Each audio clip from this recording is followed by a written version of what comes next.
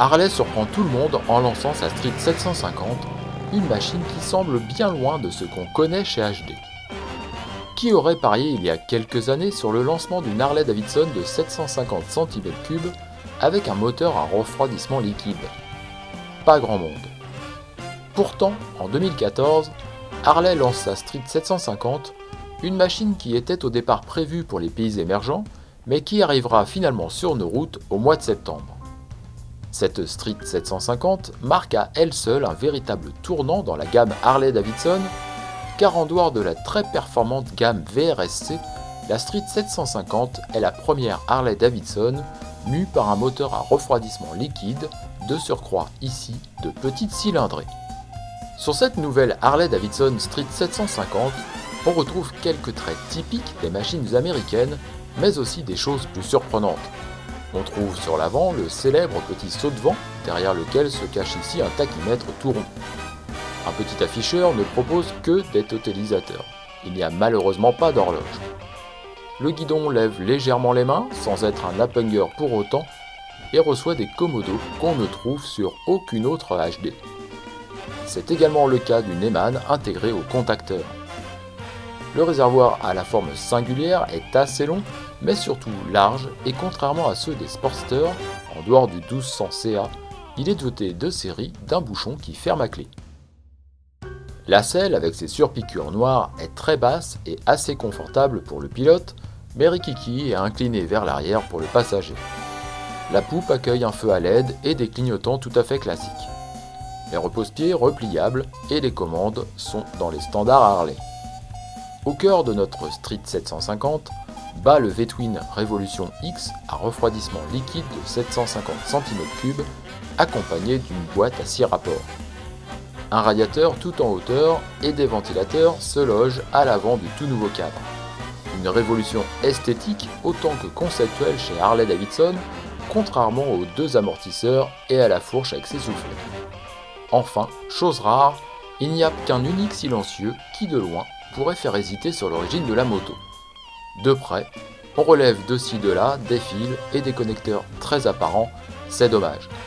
En tout cas, 750 ou pas, moteur liquide ou pas, les gens la regardent. Donc la 750 Street est une toute nouvelle moto par Harley-Davidson. C'est la première fois que redescend sous une cylindrée en dessous de 883 cm3. Et c'est vraiment une moto qui est adaptée donc à une nouvelle clientèle de jeunes urbains, hommes et femmes. Il y a plusieurs caractéristiques intéressantes sur cette moto-là. D'une part, un châssis tout à fait nouveau qui fait que la moto est très agile et vive dans son comportement et dans ses manœuvres. Et puis également un tout nouveau moteur qu'on appelle Revolution X à refroidissement liquide et qui est tout à fait adapté à l'utilisation en milieu urbain pour des accélérations au feu rouge, des freinages rapides, des mises en virage autour des ronds-points. En tout cas, une moto très facile à prendre en main et tout à fait à l'aise dans le trafic. Alors, on a depuis quelques années une nouvelle approche vis-à-vis du développement de nos produits. On a voulu s'intéresser aux jeunes, aux young adults. Donc, ce sont des jeunes qui ont entre 18 et 34 ans. On a voulu leur demander quelle serait leur moto idéale. Destiné à un usage urbain, on est assis très bas avec les mains un peu en hauteur et les genoux écartés. À basse vitesse, la direction engage un peu, mais le large guidon procure une certaine facilité dans les manœuvres. L'embrayage est assez souple et la sélection facile, à la montée comme à la descente. On trouve aisément ces marques au guidon, qu'on connaisse ou non Harley-Davidson, mais on peut aussi être surpris avec le V-Twin par sa rondeur et sa sonorité, car on est assez loin de ce qu'on connaît chez Harley-Davidson, à part peut-être lorsqu'on reprend à très bas régime. La Street s'avère assez vive sur les relances et offre une bonne vivacité pour se faufiler, mais même si elle est destinée à un usage urbain, c'est sur les petites routes qu'on découvre une toute autre facette à cette machine. Malgré un amortisseur peut-être un peu ferme selon les goûts, le confort est au rendez-vous sur cette Street avec une position de conduite décontractée. Le nouveau châssis permet des trajectoires précises, certes souvent contrariées par le peu de garde au sol, mais les passages d'un angle à l'autre sont rapides et surtout sans effort. Si on peut regretter de ne pas trouver les spécificités de la motorisation du 883 ou d'une certaine façon la signature HD, On ne peut par contre qu'apprécier la facilité et la précision de ce guidage dans les enchaînements. Inutile de faire des efforts pour garder une conduite fluide et de la réactivité dans ces conditions où la disponibilité du moteur se montre à son avantage. Le freinage est par contre beaucoup plus mitigé.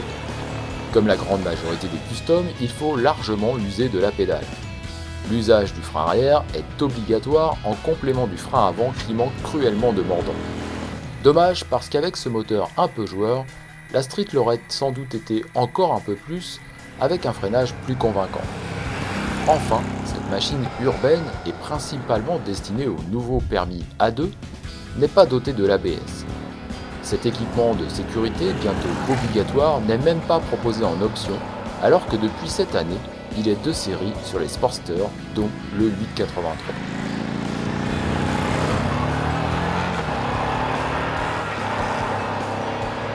L'année est particulière pour Harley-Davidson avec l'arrivée de cette Street 750, initialement réservée aux marchés émergents. Une petite cylindrée avec une boîte 6, un moteur à refroidissement liquide, une absence remarquée de l'ABS et une finition bien moins soignée sont les principales caractéristiques de cette Street au design à part, même si on reconnaît aisément le style HD. Mais le plus surprenant pour les amateurs de V-twin américains sera sans doute le moteur par son comportement et surtout sa sonorité. Dès lors, on pourra se poser la question au moment de passer à la caisse face à une Iron 883 à 800 € de plus. La Street 750 étant annoncée en septembre un peu en deçà de 8000 € dans l'Hexagone, l'écart de prix n'est donc pas si important contrairement à la sensation distillée par ces deux machines tant à l'arrêt qu'à la conduite. Reste que comme il se doit, le catalogue pour la personnaliser sera conséquent contrairement à la concurrence, alors à vous de faire la vôtre. On peut hésiter avec une autre Harley-Davidson, la 883 Iron à partir de 8790 € ou pourquoi pas la nouvelle Yamaha Bolt 950 à partir de 8499 €. De notre côté, on aime bien le châssis et les suspensions, la vivacité de ce nouveau moteur V-twin et la facilité de prise en main en toutes circonstances. Et on aime un petit peu moins le fait qu'il n'y ait pas d'ABS, même en option, l'absence d'une horloge pour une machine destinée à un usage urbain, la sonorité de l'échappement et des détails de finition, notamment tous les fils apparents.